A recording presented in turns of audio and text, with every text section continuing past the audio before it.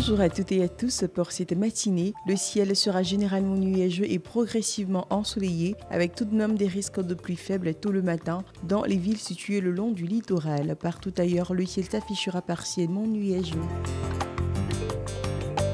Côté température, on note 26 degrés à Abidjan, 25 à Adiaké, 24 degrés à Bandoukou, Boaké et Daloa, 25 à Dimbokro, 24 à Gagnoa, 25 à Korogo, 23 degrés à Mans, 24 à Odzéné, San Pedro, Sassandra et Tabou, et enfin 25 degrés à Yamoussoukro. Le début d'après-midi sera ensoleillé sur la majeure partie du pays, mais en milieu ou en fin d'après-midi, on observera des pluies localisées, notamment dans les régions du sud, de l'ouest et du nord-ouest. Partout ailleurs, le ciel s'affichera partiellement nuageux. Pour les valeurs de l'après-midi, on a 32 degrés à Abidjan et à Adiaké, 36 à Bandoukou, 34 à Boaké, 35 à Daloa et Dimbokro, 33 à Gagnoa, 36 à Korogo, 33 degrés à Mans, 36 à Odzéné, 32 degrés à San Pedro, Sassandra et Tabou, et enfin 35 degrés à Yamoussoukro. Merci de nous avoir suivis avec beaucoup d'attention. Nous vous invitons à rester vigilants. Très bonne suite de programme à vous sur la RTI.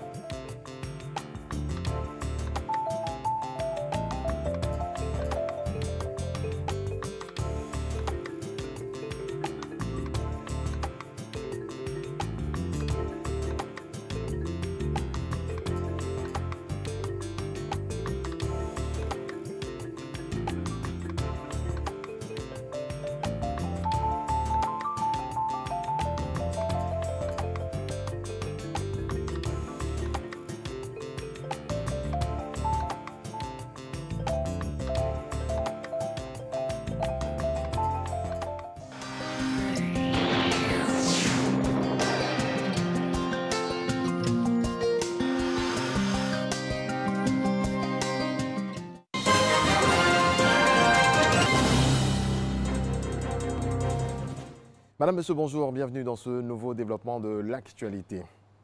Le président de la République, Alassane Ouattara, a échangé par visioconférence hier avec le Premier ministre Amadou Koulibaly, qui se trouve actuellement à Paris. Les deux hommes ont fait un point de la mise en œuvre du plan de riposte sanitaire et du plan de soutien économique, social et humanitaire mis en place par le gouvernement pour faire face à la pandémie de coronavirus en Côte d'Ivoire. Le Premier ministre est à Paris en France pour un contrôle médical depuis le samedi 2 mai 2020. Cette première apparition du chef de gouvernement vient mettre fin à des suspicions sur son état de santé.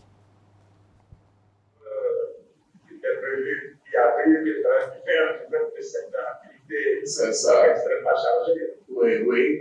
Si vous avez d'avoir eu, grâce à vous, l'occasion de rentrer à Paris, de faire. Oui. Ça s'est bien passé.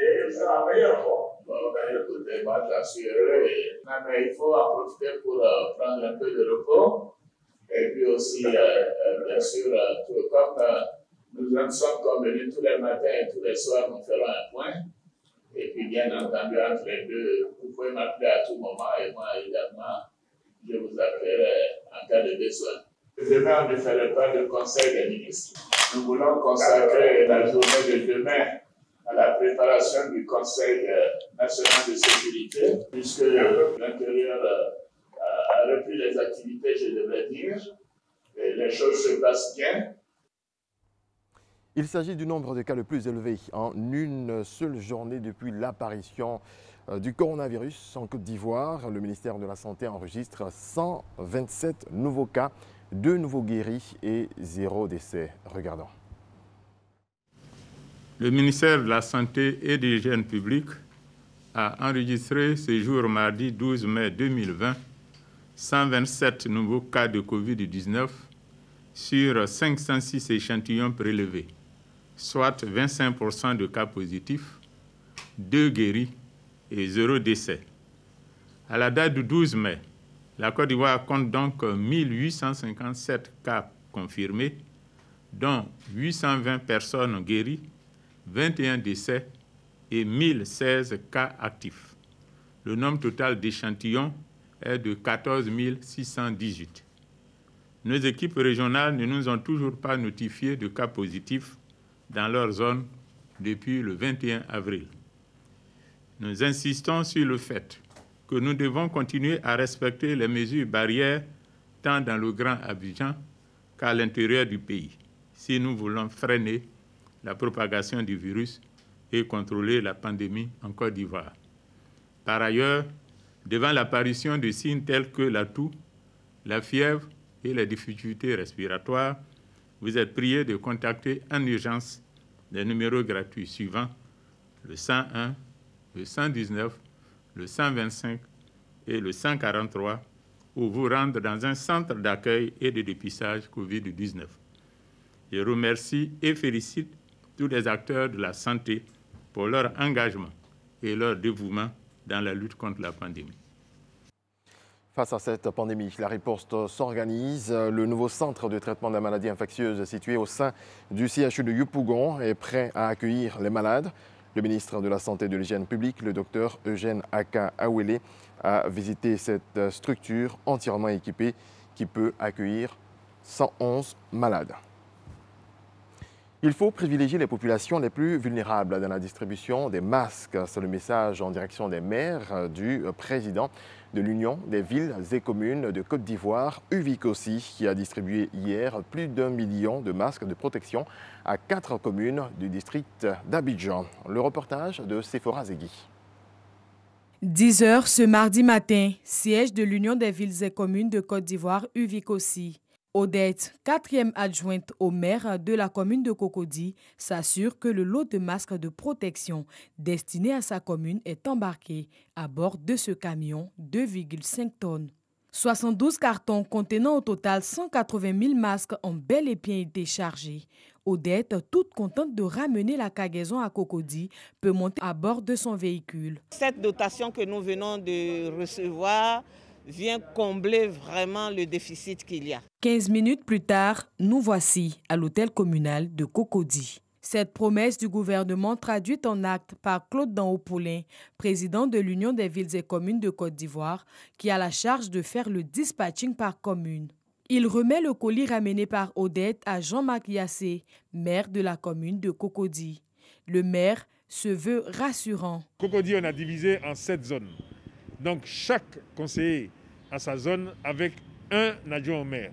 Et chacun va prendre sa zone, on va répartir de façon équitable. Et tout le monde sera sur le terrain pour pouvoir distribuer aux différentes zones. Cocody servi, direction Abobo.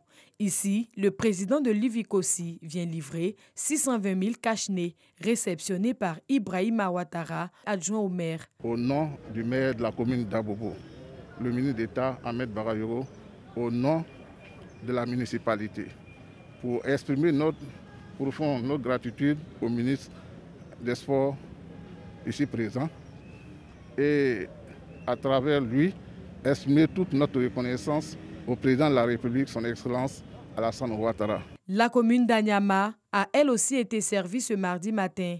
Recevoir 187 500 masques de protection, un ouf de soulagement pour Amidou Silla, premier responsable d'Anyama. Nous allons dès ce soir appeler les responsables des transporteurs, les responsables de grands marchés et les structures de la jeunesse communale et sous-préfectorale. Les populations vont recevoir ces cache-nez. Claude Paulin Danhaut termine sa tournée dans sa commune à Tekoubé. Il sillonne lui-même le marché en distribuant directement des masques aux populations et commerçants. Occasion pour lui de leur expliquer l'importance du port du masque aujourd'hui obligatoire en Côte d'Ivoire. À partir de demain, ceux qui n'auront pas de cache-nez ne pourront pas rentrer dans le marché. Donc j'insiste pour que tout le monde ait le cache-nez. Il faut mettre le cache-nez. On ne vous donne pas ça pour mettre dans la poche. Le président de l'Union des villes et communes de Côte d'Ivoire met en garde des personnes qui s'hasarderaient à les vendre sur le marché. La vigilance citoyenne doit être de mise. Les masques sont gratuits. Toute personne qui tentera de vendre les masques doit être considérée comme un danger public, un voleur, mais surtout un méchant qui veut apporter la maladie, qui veut faire barrière à la cession des masques. Toutes les personnes qui seront tentées de revendre ces masques seront passibles de poursuites judiciaires. Pour cette journée, ce sont au total 1 179 500 masques de protection qui ont été distribués dans les communes de Cocody, Abobo, Anyama et Atekoubé. En France, le bilan de l'épidémie de coronavirus est de nouveau en hausse. Hier, le pays a enregistré 348 nouveaux décès en 24 heures, mais le nombre de patients lourds en réanimation continue de baisser selon la Direction générale de la santé. Les violences dans le nord-ouest du Nigeria en avril ont conduit 23 000 personnes à fuir vers le Niger et 19 000 Nigérians à se déplacer à l'intérieur de leur pays.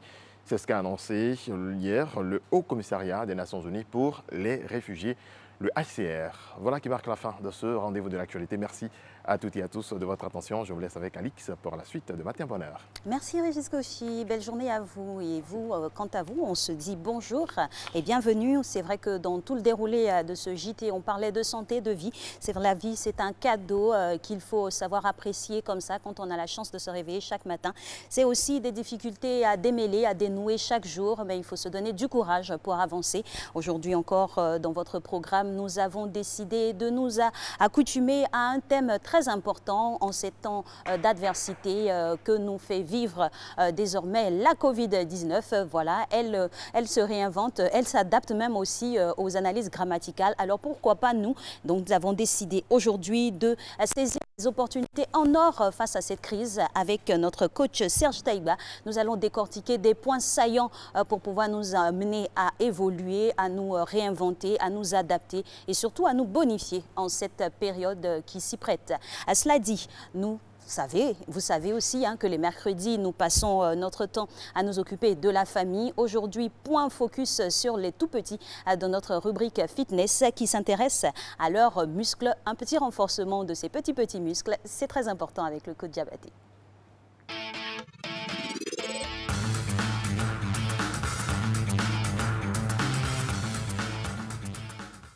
Bonjour, je vous à la maison, coach Diabaté pour vous servir.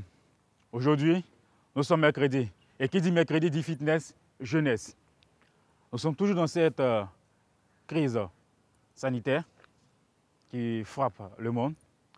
Et nous vous demandons de respecter les consignes et les mesures de sécurité données pour que nous ne soyons pas porteurs de la maladie. Aujourd'hui, c'est une séance de renforcement. Mais d'abord, nous allons partir pour l'échauffement et après la séance à proprement dite. Sur ce, avec le sourire, travailler avec Coach Diabaté. Ok. Bouge. Ok, continue. Là, les mains. Bouge là. Avec bien sûr le sourire.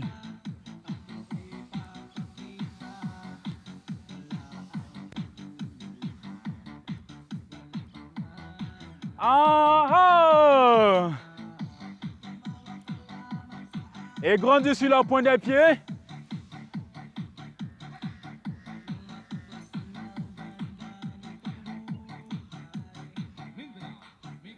Et pose. Sépare la jambe.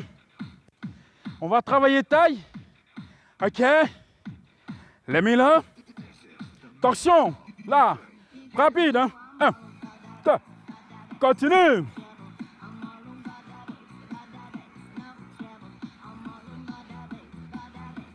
Change.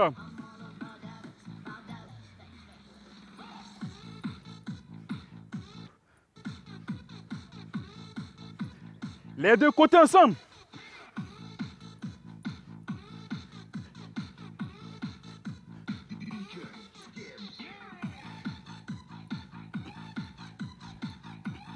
Pause. Ok. Ça peut aller. Toujours tension de la hanche. Bouge là. Doucement. Contractez fessiers avec abdos. Et sortez un peu la hanche en avant. Poussez bien la taille en avant. Ok. Continue. Échange.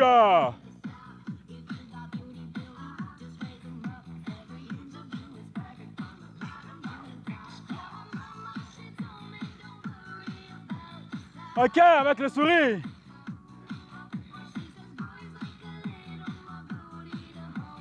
Pause. Marche. Ok. On va travailler, mon supérieur. C'est parti. Ok. Bouge là.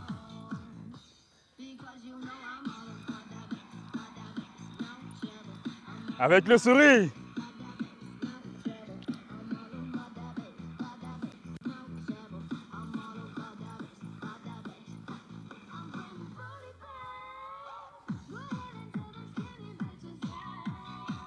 Je me mets de profil pour que vous voyez la réalisation des mouvements.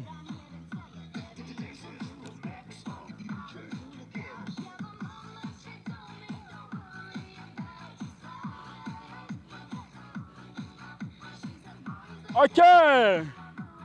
Marche occupée. Prochain exercice, hein? Très simple. Ouverture, là. Ok. Alternez les deux côtés. Go.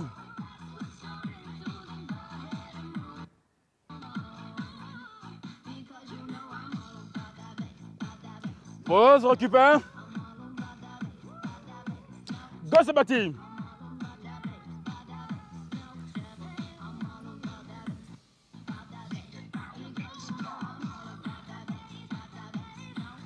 Les deux ensemble.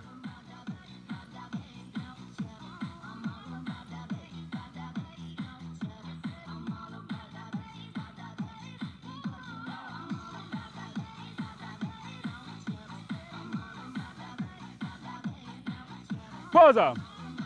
Marche. Marche occupé. Grandis sur la pointe des pieds. Grandis. Et descends.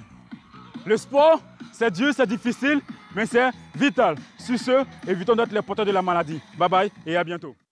Merci pour ce beau message, cher coach, et puis félicitations à tous nos bouts de chou qui ont bien voulu exécuter ces quelques exercices-là pour se maintenir en forme, certainement. C'est utile pour la vie. Alors, utile aussi, ce sont les journaux papier qui sortent chaque jour comme ça, nos quotidiens, nos hebdomadaires qui sont là pour vous informer, vous donner la bonne information surtout. Et sur ce plateau, on a le sieur Renaud Kobia qui les trie et qui vous envoie la sève de l'information vraie.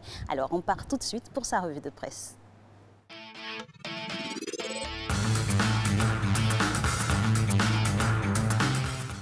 Bonjour Monsieur Kobia. Bonjour Alix. On démarre toujours avec la lutte contre le coronavirus. La directrice de l'Institut Pasteur donne des précisions sur le dépistage de la maladie. Bonjour à tous. Oui, et c'est dans un entretien accordé au quotidien Le Matin que le professeur Dosso Mireille explique le mécanisme de diagnostic des échantillons prélevés sur les personnes qui se font dépister au Covid-19. Depuis le prélèvement jusqu'au résultat, elle révèle le parcours et les protocoles utilisés. La directrice de cet établissement révèle aussi pourquoi sa structure ne peut réaliser qu'entre 300 et 600 tests par jour. Autre révélation, cette fois-ci faite par l'Inter, qui s'intéresse à un secteur qui ne connaît pas la crise, malgré cette pandémie qui sévit. En effet, il s'agit du business de la mort. Peu importe les situations, ce business tire toujours son épingle du jeu.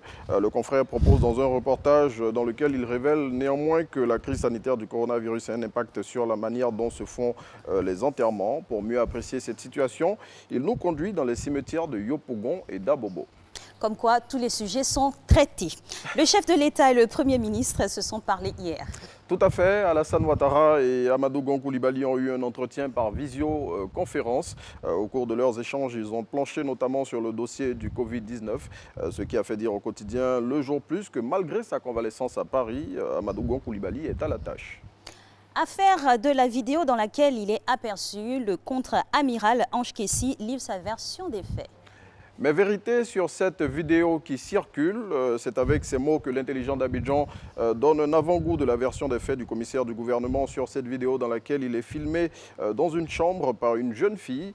Devant l'ampleur des commentaires suscités par cet élément de moins de 10 secondes qui est devenu viral sur les réseaux sociaux, le haut magistrat monte au créneau. Plus de précisions dans l'intelligent d'Abidjan. C'est sûr que cette affaire a plusieurs saveurs. Alors, des faits étranges se sont produits en début de semaine dans le centre du pays. Oui, de curieux objets sont tombés du ciel ce lundi 11 mai 2020, simultanément à Nguessanko, un village du département de Boaké, et à Maounou, un autre village situé quant à lui dans le département de Bokanda. Au dire des habitants de ces deux localités, ces engins non identifiés sont apparus dans le ciel suite à de grandes détonations avant de s'échouer dans leur village. Et selon Soir Info qui a dépêché des équipes dans ces deux bourgades, l'origine de ces objets n'est pas encore connue. Affaire à suivre. La date des obsèques de feu Marie-Rose Guiraud est désormais connue. Oui, les funérailles de l'artiste, chanteuse et chorégraphe se tiendront du 19 au 31 juillet prochain. L'annonce a été faite au terme d'une rencontre entre le comité d'organisation et la famille de la défunte. Selon les dispositions arrêtées, cette grande actrice de la culture ivoirienne sera inhumée à Kouibli, son village natal dans la région des 18 montagnes. Merci Renaud pour Merci, cette revue de presse. Vous serez bien présent demain. Bien évidemment, et vous, je vous retrouve le vendredi, c'est bien cela. Vendredi, avec un grand bonheur. Et c'est un grand bonheur également de le recevoir à chaque fois sur ce plateau parce qu'il a des informations très utiles et très pertinentes à nous faire partager. Aujourd'hui, il nous invite à une démarche personnelle, une démarche pour pouvoir s'accommoder et surtout se réinventer dans cette période de crise. C'est M. Serge Taïba qui est notre coach en or, qui a aussi des opportunités en or à vous faire saisir pendant cette période de coronavirus. Il faut savoir, bien sûr, en toute difficulté, retrouver une opportunité. Aujourd'hui, nous avons décidé de vous apporter, de vous emmener surtout sur le bon chemin. Ce sera juste après le jingle.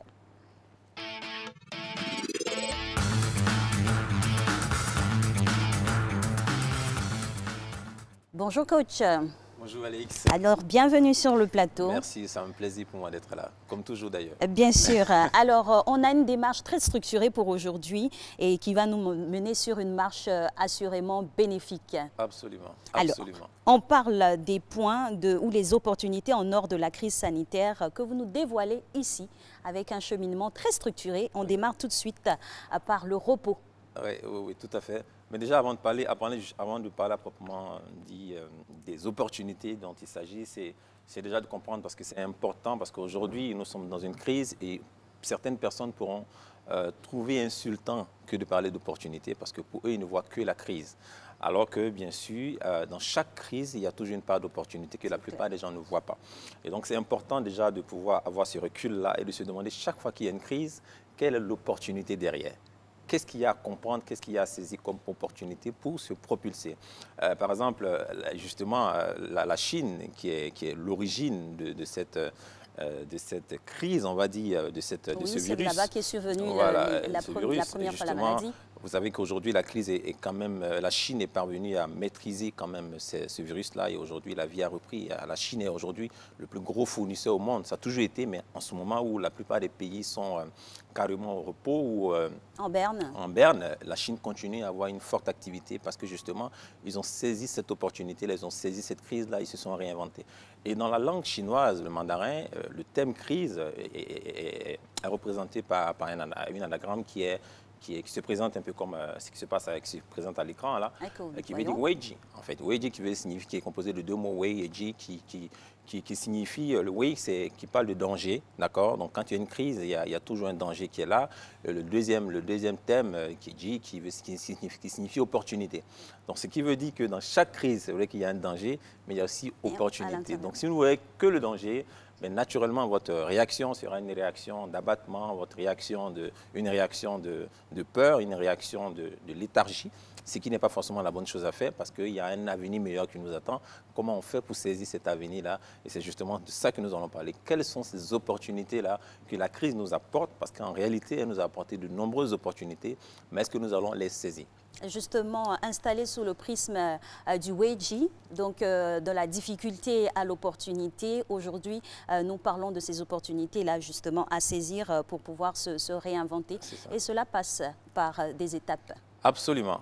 Justement, c'est là qu'on va parler des opportunités que cette crise nous offre. Parce que si vous remarquez un peu comment le monde a fonctionné ces derniers mois avant que cette crise n'arrive, on avait une dynamique, on va dire, de stress. Les données disent que nous sommes la génération la plus riche. Nous sommes la génération la plus puissante économiquement. Nous sommes la génération la plus avancée technologiquement. Nous sommes la génération la plus outillée à tous les niveaux. Mais vous savez quoi? nous sommes malheureusement la génération la moins heureuse. Nous sommes malheureusement la génération la plus stressée. Pourquoi ce paradoxe? Alors, ce paradoxe simplement parce qu'on a mis la charrue avant les bœufs. Vous savez, tout ce qu'on essaie de faire aujourd'hui, cette dynamique de résultats, de productivité, d'enrichissement, c'est dans un objectif clair. Même si on n'est pas toujours conscient, l'objectif de tout ça, c'est de pouvoir atteindre ce qu'on appelle l'épanouissement, le bien-être. Malheureusement, on finit par sacrifier ce bien-être-là au profit de la richesse et on se retrouve à finir malheureux. Et ce bien-être qu'on recherchait, on ne l'a plus. Je ne sais pas si vous voyez ce que je veux dire. Les objectifs sont biaisés? Sont biaisés, tout simplement. En réalité, c'est ce qu'on recherche, mais on le perd au profit de l'enrichissement. Et ça nous a mis dans une dynamique de travail, ça nous a mis dans une dynamique de quête d'opportunités, de richesse, de tout ce que vous pouvez imaginer. Et finalement, on a perdu le bien-être, alors qu'à la base, c'est le bien-être qu'on recherchait. L'ironie, c'est que ce bien-être-là, en fait, il n'était pas parti quelque part. Il n'était pas à chercher, il était juste à manifester. Et comment il se définit justement ce bien-être-là? Parce que ça peut paraître abstrait dans la tête ou dans l'entendement d'une personne à une autre. Quelqu'un pourrait dire mon bien-être, c'est d'amasser beaucoup d'argent. D'autres personnes, mon bien-être, c'est de me réveiller en santé. Donc comment il se décline et comment il se définit? Alors le bien-être, c'est un sentiment, j'ai envie de dire, de béatitude intérieure. C'est-à-dire c'est quelque chose qu'on ressent de l'intérieur. On se sent bien, et ça se manifeste par un certain épanouissement, une certaine joie intérieure. Et cette joie-là, c'est quelque chose qu'on ressent. Ce n'est pas facile à décrire parce que je pense que la plupart d'entre nous l'avons déjà vécu. Ah oui, c'est intrinsèque. Et la plupart d'entre nous l'avons déjà vécu à un moment ou à un autre. Maintenant, ce qu'il faut savoir ici, c'est que justement, ce bien-être-là, il est déjà là. Comment le saisir? Justement, c'est juste de prendre conscience que c'est notre nature même, le bien-être, en fait. Le bien-être, c'est quelque chose... On est bien-être, on est bonheur à la base. Maintenant, qu'est-ce qu'on fait? On a l'impression que ce bien-être-là, il est ailleurs, on va aller le chercher, et quand on l'aura, on sera bien. Alors qu'il est déjà là. Je vous raconte l'histoire d'un monsieur un monsieur en Orient, qui, à un moment donné, a entendu parler des diamants. OK? Et on lui a dit que les diamants, en fait, c'est une vraie richesse, et que les diamants, on lui a expliqué un peu comment les diamants pouvaient changer sa vie. Et donc, il a commencé à comprendre l'importance des diamants. Et ce qu'il a commencé à faire, ce monsieur, il avait une ferme dans laquelle il avait tout. Hein. Il avait ses troupeaux, il avait un peu de tout. Il avait toutes ses richesses, en tout cas. Il avait une famille et tout. Et quand il a appris que les diamants, justement, existaient et qu'il fallait en avoir, il a laissé sa ferme, il a tout vendu, il a confié sa famille à un de ses voisins et il est allé à la quête de ces diamants-là. Et il est allé pendant des mois, il cherchait des diamants. Okay? Il cherchait des diamants dans plusieurs pays. Il voyageait, il cherchait. Et finalement, ce qui s'est passé, c'est qu'il n'a jamais trouvé ces diamants. Il a fini par mourir. Et quand il est mort, il y a la personne qui a acheté sa ferme. Un jour, il était en train de faire les travaux dans la ferme et a retrouvé des diamants qui étaient justement dans cette même ferme que le monsieur avait laissé. Et c'est à ça que notre génération ressemble, en fait. Donc, ce bien-être-là, il est déjà là. La bonne nouvelle, c'est que quand on se sent bien, on commence à bien faire les choses.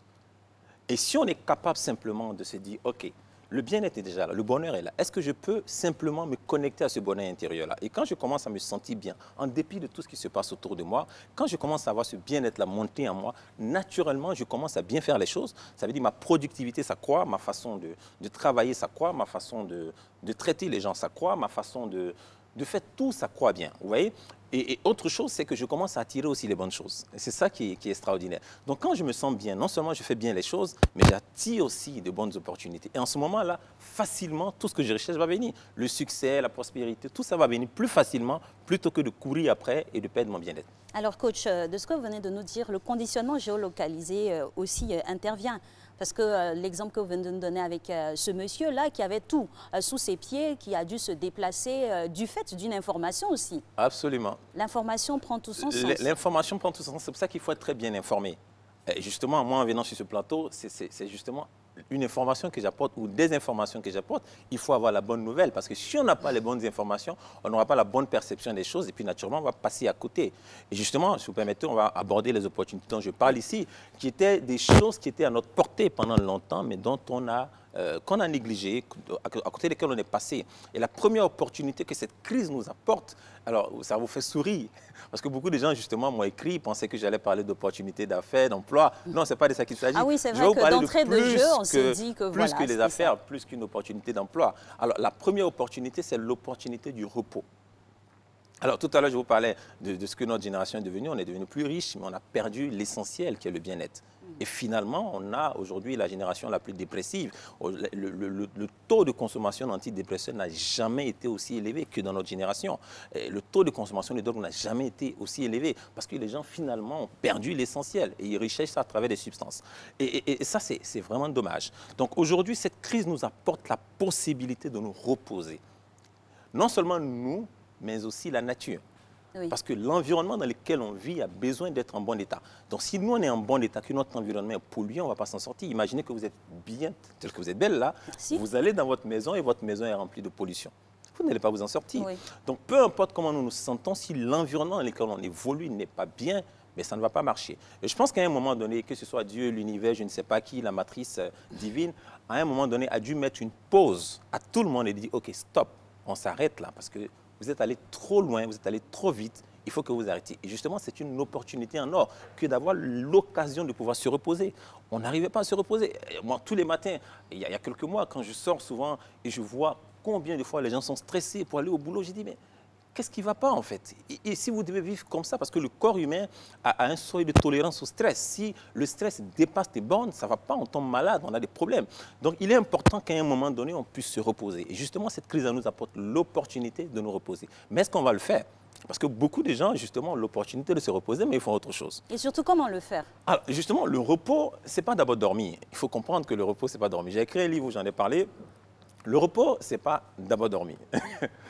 Le repos, en fait, en réalité, le repos, c'est la bonne équation entre la production d'énergie et la dépense d'énergie. Parce que notre corps a cette capacité régulièrement de produire de l'énergie. Et quand notre corps produit de l'énergie et que nous, derrière, on gaspille cette énergie dans des activités intensives, finalement, on se retrouve avec rien. Donc, l'idée ici, dans le repos, c'est de comprendre que je produis de l'énergie, je dépense. Mais je dois dépenser moins que ce que je produis. Quand je commence à dépenser peu d'énergie, parce que justement j'arrive à canaliser cette énergie, j'arrive à la préserver, j'arrive à empêcher à cette énergie-là de s'éparpiller, en ce moment-là, je commence à me sentir bien. On parlait de bien-être tout à l'heure. Donc quand je maximise dans le repos, le bien-être devient plus naturel. Donc l'idée, c'est vraiment de prendre la peine de ne pas gaspiller son énergie, dans trop de pensées. Beaucoup de gens sont, vous voyez, on veut avoir des résultats, on est toujours parti dans les pensées, on est toujours en train de faire des choses. À un moment donné, il faut se dire, bon, ok, je m'assois, sans rien faire. Je suis dans le moment présent, je ne suis pas obligé de me prendre la tête avec beaucoup de choses. Je profite juste du moment présent, je profite de ce qui se présente à moi. Et en ce moment-là, mon énergie est canalisée et j'évite que ça puisse s'éparpiller. Et nous, on va profiter encore de la source de votre savoir. Le temps pour nous, ce n'est pas la providence qui nous impose cette pause, mais c'est la publicité tout simplement. Et voilà, après cette courte pause très instructive, bien sûr, avec aussi cet élément de sensibilisation sur le coronavirus. Le coronavirus qui malheureusement nous impose son dictat et nous maintient dans une situation dubitative. On est là, on veut bouger, on ne peut pas bouger, on est restreint à certaines choses. Et nous, aujourd'hui, avec vous, on a les consignes de base d'un coach en or pour saisir des opportunités. Absolument. Et donc, ce qu'on appelle restriction ou manque de liberté, en réalité, est une opportunité parce qu'on a l'opportunité de nous reposer, comme je disais tout à l'heure. Non seulement nous, mais la nature aussi a l'opportunité de se reposer. Alors, c'est extraordinaire le changement climatique positif qu'il y a eu ces derniers mois. Même les animaux avaient l'air plus épanouis, tout simplement parce que nous, les hommes, on a été... Ils arpentent même maintenant des rues qui étaient voilà, occupées par les hommes. Justement, combien de fois on se rend compte de combien de fois on est en train d'agresser l'environnement dans lequel on vivait. Et donc, on a l'opportunité là en ce moment de laisser la nature se reposer et nous-mêmes aussi, on a l'opportunité de se reposer. Et si on se repose bien, on va produire un maximum d'énergie, on sera plus productif, on se sentira mieux, on se sentira bien. Et quand on se sent bien, on fait bien les choses et on attire les bonnes choses. Et attirer les bonnes choses, ça rime toujours avec de la croissance, de l'abondance. Absolument. Et de l'abondance centrée, auto-centrée sur nous-mêmes, ça donne de la croissance personnelle. Comment cela se décline? Alors justement, ça c'est la deuxième opportunité, l'opportunité de grandir de l'intérieur. Vous savez, je vous raconte une histoire, une fable que vous devez connaître qui est la poule aux œufs d'or. Alors c'est l'histoire d'un fermier qui avait une poule qui, à un moment donné, il s'est réveillé un matin, a retrouvé que la poule avait pondu un œuf et il a vu que l'œuf était en or. Alors il était très content, il a pris l'œuf, il allait montrer, on lui a dit c'est de l'or, il a pu se faire de l'argent avec. Le lendemain, il revient, il a encore de l'or. Il revient 3 jours après, il a encore de l'or. Et il était tellement content d'avoir de l'or qu'il a dit, bon ok, je vais je vais trouver le moyen de prendre le maximum d'or dedans. Parce qu'un œuf par jour, ça ne me suffit pas. Donc, il a commencé à prendre la poule, il a tué la poule, il a ouvert le ventre de la poule, espérant trouver beaucoup d'or. Voilà, c'est là-bas que se logeait la masse d'or. Et il n'y avait rien. Donc, non seulement il a perdu l'or, il a perdu sa capacité de production d'or. Alors, c'est ce qui nous arrive aujourd'hui. Vous savez, la capacité de production de tout ce qu'on peut réaliser dans cette vie, c'est d'abord nous. Et si on ne sait pas prendre soin de nous, si on ne sait pas nous permettre à chacun, à soi-même de grandir, mais on perd notre capacité de production. Vous savez, tout ce que vous voulez faire croire dans votre vie, que ce soit votre famille, que ce soit vos affaires, votre carrière et tout, ça commence d'abord par vous. Si vous ne grandissez pas, rien ne pourra grandir parce que vous êtes la base, vous êtes le fondement de tout ce que vous réalisez. Donc la croissance personnelle, c'est de comprendre simplement que peu importe ce que je vise dans la vie, si je ne suis pas capable de grandir de l'intérieur, je ne vais rien réaliser. Et comment grandir de l'intérieur ou que doit grandir de notre intérieur? Alors, ce qui doit grandir à l'intérieur de nous, il y a beaucoup de choses en réalité. Beaucoup, c'est trop dit, mais en nous, il y a des capacités qui sont en réalité des capacités, pas forcément des capacités physiques, mais qui peuvent être des capacités énergétiques, qui peuvent être des capacités spirituelles et même intellectuelles. Et c'est ces capacités intérieures ont besoin de grandir. Et c'est quand à l'intérieur on grandit qu'on devient capable. D'ailleurs, physiquement, à partir d'un certain âge, on ne peut plus prendre de la forme ni de la taille. Mais au niveau énergétique, au niveau spirituel, au niveau intellectuel, on peut continuer à grandir. Et ça, il n'y a pas de limite. Et si on n'est pas capable de travailler sur cette partie de nous, on perd quelque chose. On ne peut pas réaliser grand-chose. Donc, c'est notre capacité à croître de l'intérieur qui est vraiment extraordinaire. Et donc, cette crise nous donne l'opportunité de faire ce travail. Beaucoup de gens n'arrivent pas à faire ce travail, ils n'arrivaient pas à faire ce travail. Je suis auteur depuis 2015. Mon premier livre a été publié en 2015. Il y a des gens qui m'ont écrit récemment, pendant le confinement, qui m'ont dit « Ah, coach, j'ai pris ton livre depuis 2015, c'est cette année que je l'ai lu. » Et pourquoi? Justement parce que les gens n'avaient pas l'occasion de lire. Et ils me disent « Mais waouh, c'est extraordinaire ce que j'ai vu dans ton livre. Comment j'avais un trésor comme ça dans ma maison pendant des années, je n'ai jamais lu. » Et beaucoup de gens comme ça m'ont rendu des témoignages qui ont pris maintenant l'opportunité de travailler sur eux, de grandir intérieurement, de grandir au niveau intellectuel, de grandir au niveau émotionnel. Par exemple, vous allez voir que les données disent, les scientifiques disent que notre génération, en fait, quand on fait l'étude aujourd'hui du niveau intellectuel des gens de notre génération, du quotient intellectuel, on va dire, on est monté. Ça veut dire qu'on a une génération qui est beaucoup plus intellectuelle. Malheureusement, nous sommes la génération la moins intelligente émotionnellement. Ça veut dire que quand on fait la comparaison au niveau émotionnel par rapport aux générations passées, émotionnellement, on est moins intelligent. Aujourd'hui, vous allez voir que le niveau de sensibilité des gens a baissé. Quand vous voyez des gens qui voient des accidents ou des événements qui se passent dans la rue, au lieu de venir en aide et qui se mettent à filmer, c'est parce qu'ils sont insensibles. Au niveau émotionnel, on a régressé. Même si au niveau intellectuel, on a grandi. Donc, et comment ça s'explique, cette dichotomie entre l'intelligence naturelle intellectuelle et l'intelligence émotionnelle? Ça ne va pas de alors, l'intelligence émotionnelle fait allusion en fait, à ce que j'appelle les capacités intuitionnelles. C'est-à-dire, ce sont des capacités presque spirituelles en réalité, qui jouent en fait sur notre sensibilité à la vie. C'est des données abstraites? C'est pas, bon, on pourrait dire abstrait, parce qu'en réalité, il y a beaucoup de choses aussi très abstraites. Par exemple, l'air, vous ne voyez pas l'air, mais l'air est une réalité. Personne ne peut nier l'existence de l'air. Donc, il y a des choses qu'on ne voit pas, mais qui sont des réalités. Quand on a la bonne perception.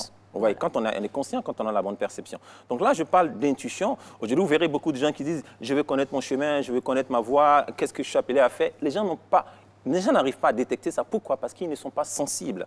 Et on a perdu cette capacité intuitionnelle, on a perdu cette sensibilité-là qui nous permet de pouvoir ressentir et être sensible à la guidance intérieure qui nous guide dans la vie. Et si beaucoup de gens aujourd'hui avaient cette sensibilité, ils n'auraient pas à poser ces questions, à savoir qu'est-ce que je suis appelé à faire, parce que c'est quelque chose que tout le monde peut avoir, que tout le monde peut connaître, si on est juste sensible. Mais aujourd'hui, notre génération est moins sensible, parce que la croissance intérieure n'est pas là. On a passé le temps à créer de la croissance autour de nous, en termes d'infrastructure, en termes de position sociale, et après, on a oublié l'intérieur. Et cette crise nous donne l'opportunité de nous connecter à l'intérieur, de travailler à l'intérieur, de faire émerger cette croissance-là. Du coup, coach, comment déclencher ou comment activer cette sensibilité-là pour être sur sa bonne voie? Justement, ça commence déjà par s'asseoir, parce qu'à un moment donné, il faut s'asseoir. Vous savez, le repos fait partie, on va dire, intégrante de l'activité. Et sans repos, il n'y a pas d'activité. Vous ne pouvez pas... c'est une loi de la nature, c'est comme la musique. Ce qui donne du sens aux mélodies, aux notes de la musique, c'est le silence entre les notes. Donc, s'il n'y a pas de silence entre les notes, il n'y a pas de musique. Imaginez une musique qui est continue, mais c'est brouillon. Donc, il faut à un moment donné créer un peu de pause. Et le jeu de la vie aussi est pareil. Donc, Quand vous êtes en activité, mais vous devez à un moment donné pouvoir vous asseoir. Et justement, l'opportunité de s'asseoir, il faut la saisir. S'asseoir calmement. J'ai écrit un livre, Silence, pour ceux qui me suivent sur les réseaux sociaux, je l'ai offert gratuitement, parce que j'ai compris combien de fois le fait de pouvoir avoir ces moments de silence sont importants et extraordinaires pour la vie d'une personne. Donc, il faut pouvoir s'asseoir déjà. Tout à l'heure, je parlerai d'un autre point que j'appelle la connexion avec soi-même, la rencontre avec soi-même. Et justement, quand on commence à s'asseoir, on commence à se détacher de toutes les influences extérieures. On commence à se détacher ou à créer une distance avec les influences sociales. En ce moment-là, on commence à revenir à l'essentiel, on commence à revenir à la source. On commence à rentrer en contact maintenant avec soi-même. Et c'est là qu'on commence maintenant à puiser l'énergie qu'il faut, la sagesse qu'il faut, tout ce qu'il faut pour pouvoir grandir et avancer dans la vie. Et ça nous installe dans notre quête personnelle? Quête personnelle, bien sûr, parce que tout commence par là. Vous savez, aujourd'hui, on cherche à tout connaître, mais la meilleure des connaissances et la plus précieuse des connaissances, c'est la connaissance de soi. Un sage l'a dit, vous pouvez faire le tour du monde, vous n'êtes pas le plus grand voyageur. Le plus grand voyageur, c'est celui qui a fait le tour de lui-même une seule fois. Et même si vous avez fait le tour du monde 10 fois, vous n'avez rien vu encore. Quoique vous pouvez vous asseoir là et faire le tour du monde sans bouger. Hein. C'est possible aujourd'hui. Voilà, il pouvait être un grand voyageur. Nous, on ne va pas voyager, on va juste vous tendre le micro, surtout M. Emmanuel Bonzo, qui vous a tendu le micro. Non, il n'est pas parti cette fois-ci, ben, ce n'est pas bien grave. On restera là et puis on essaiera encore de connaître davantage des choses sur nous-mêmes avec le prochain point qui n'est autre que la projection. La projection. Vous savez, la projection, c'est la troisième opportunité. L'une des capacités naturelles de l'esprit humain, c'est la projection. Pourquoi cette capacité elle est importante? Elle est importante simplement parce que, vous savez, je parlais tout à l'heure de dépression, je parlais tout à l'heure de stress et tout. Pourquoi les gens aujourd'hui sont dans cet état de stress et de dépression et de découragement et même d'abattement? Simplement parce que les gens ne voient pas, n'ont pas cette capacité de projection. Ils n'arrivent pas à se projeter dans le futur. La plupart des événements que vous vivez aujourd'hui n'ont aucun sens dans 5 ans. Et si vous avez cette capacité de vous projeter, ce serait très ridicule. Vous outrepassez la difficulté. Facilement. Il y a un auteur qui disait comme ça que les difficultés sont ces choses qu'on voit quand on perd de vue nos objectifs. Donc c'est simplement quand on perd de vue ce qu'il y a de glorieux pour nous à l'avenir qu'on commence à entrer dans le stress, dans la dépression, dans le découragement. Mais si on est capable de voir le futur, ça fait une différence. Il y a un proverbe arabe qui dit qu'on ne meurt pas dans le désert en voyant l'oasis.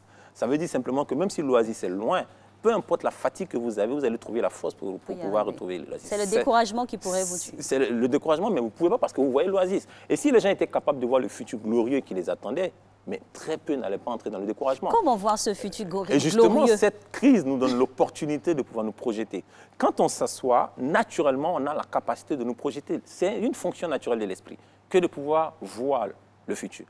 Donc, si on est calme à l'intérieur de soi, on va sortir, d'accord, du brouhaha du présent et de sortir de tout ce qui essaie de nous embrouiller et de voir, en fait, la gloire qui nous attend dans le futur. Et comment concocter ce futur-là?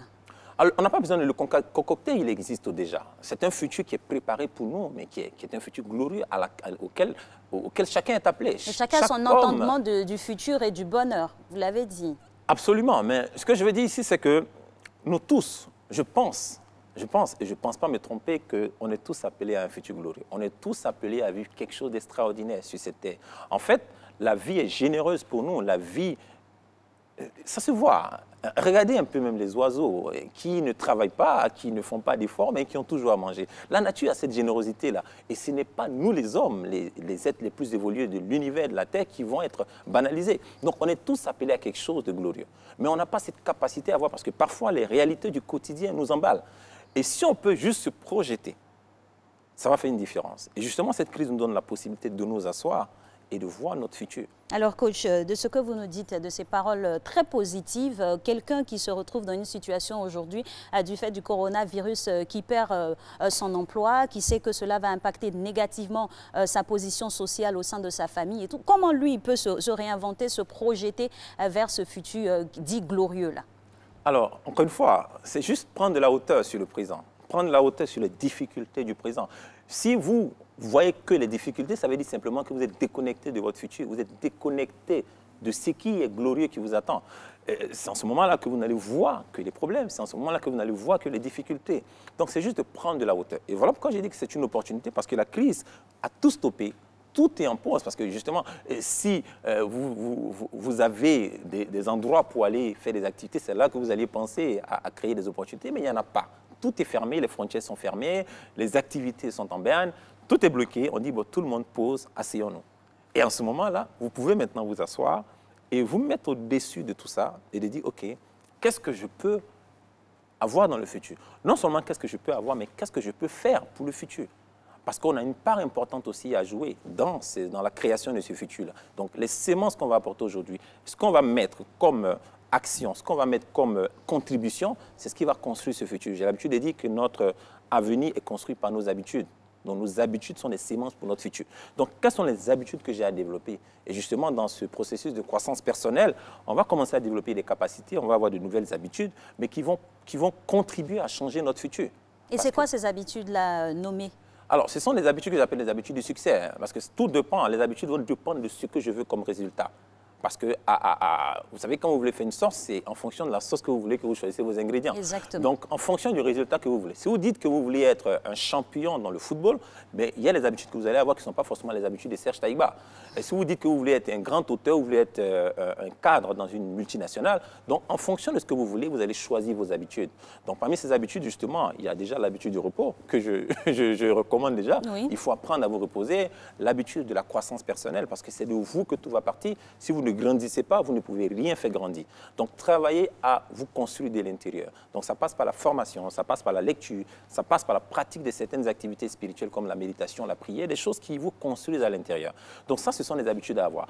Par exemple, faire des activités physiques, ça permet de vous renforcer physiquement. C'est une bonne chose. Donc, ça, c'est des habitudes à avoir. Il faut lire, parce que si vous lisez, vous arrivez à développer vos capacités Finalement, intellectuelles. coach, désolé de vous interrompre, ça devient de nouvelles habitudes, parce que vous nous avez fait ici le postulat de la vie effrénée que nous menons dans le temps avec voilà, cette course vers l'argent forcément, vers la richesse.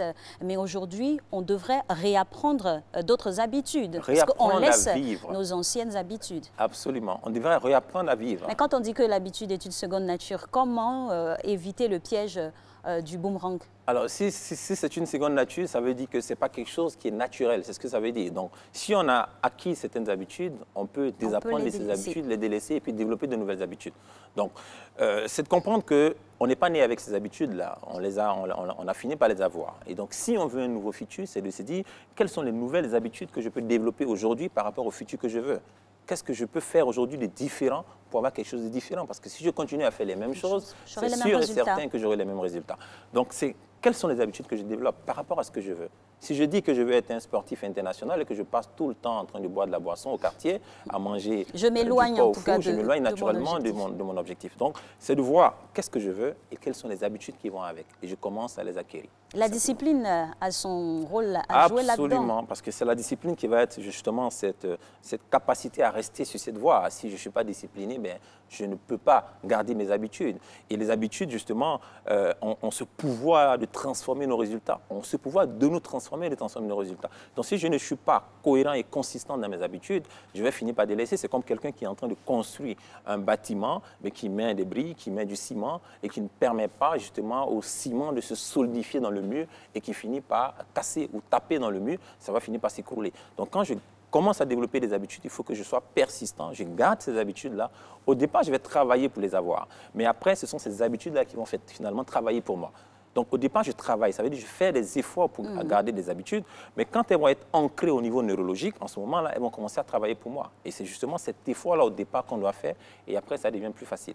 Finalement, tout ce process-là a pour cœur de cible sa personne. Donc, la transformation personnelle. La connexion à soi-même. À soi-même, justement. Et c'est ça qui est extraordinaire. Vous savez, j'ai vu des gens récemment qui m'ont dit, qui se plaignaient de se retrouver seuls et qui presque en mouraient, en fait, parce que ils n'ont pas eu l'habitude de se retrouver avec eux-mêmes. Et justement, cette crise nous donne une opportunité et on veut fuir cette opportunité. Rester avec soi-même. Et ce n'est pas seulement les individus. La peur de l'inconnu aussi. La peur de l'inconnu, mais c'est important de rester avec soi-même. Et ce n'est pas seulement les individus, même les États.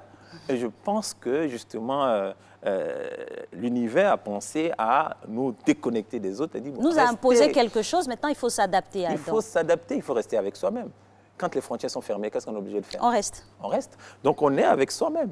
On se regarde en face. Et ce qui est extraordinaire avec ce contact avec soi-même, c'est vraiment une opportunité de se découvrir.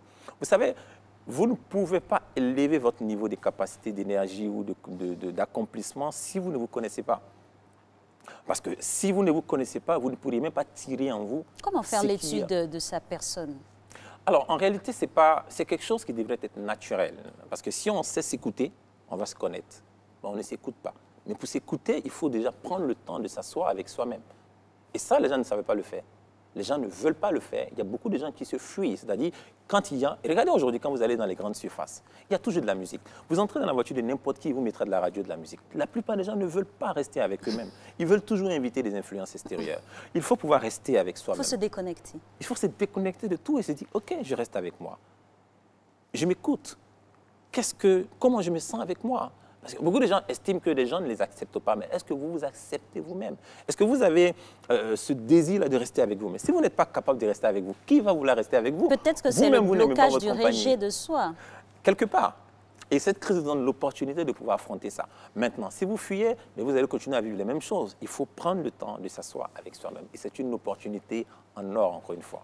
Et pour se connecter efficacement à soi-même, vous avez dit que ça passe par l'écoute de soi. L'écoute de soi, on devrait entendre quoi? On parle verbalement, on verbalise, ou comment cela se passe? Pas forcément. Vous savez, à plusieurs reprises, même tout à l'heure. On reste dans une pièce, on crie. Vous n'êtes pas obligé de crier en réalité. Vous savez, les mots ont été inventés pour pouvoir cacher les sentiments en réalité. Quelqu'un l'a dit, j'ai adoré.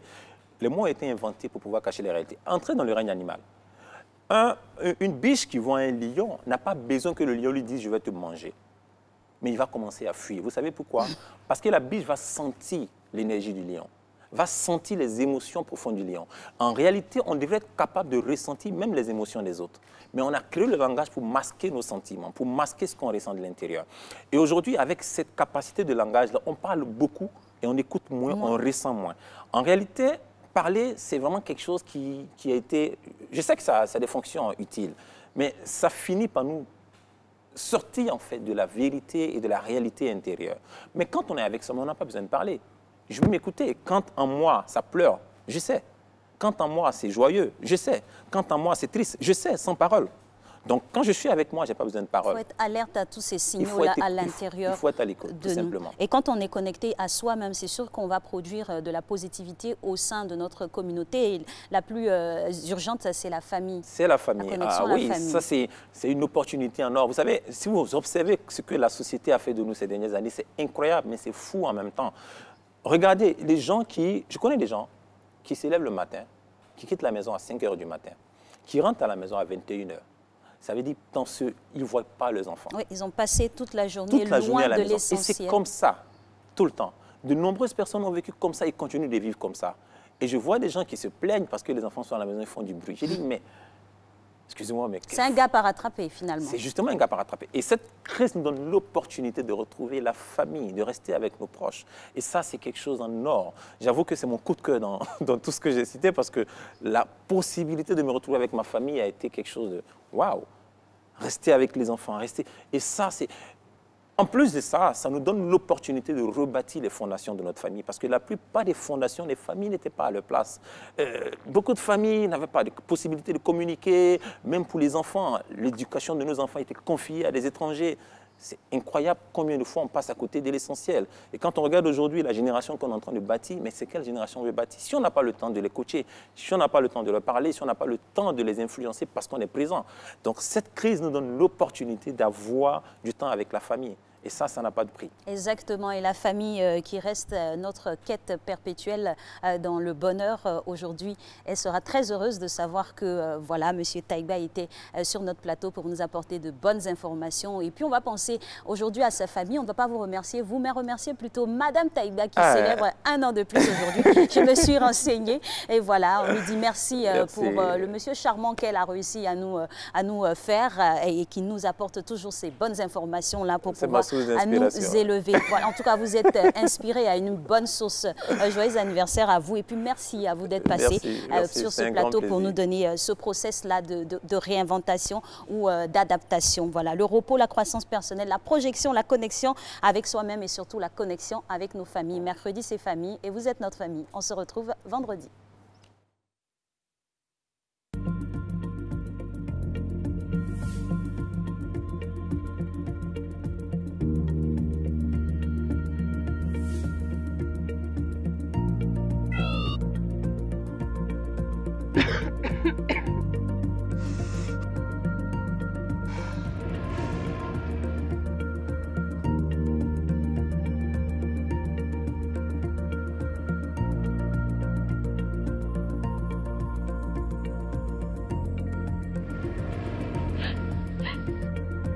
Hey!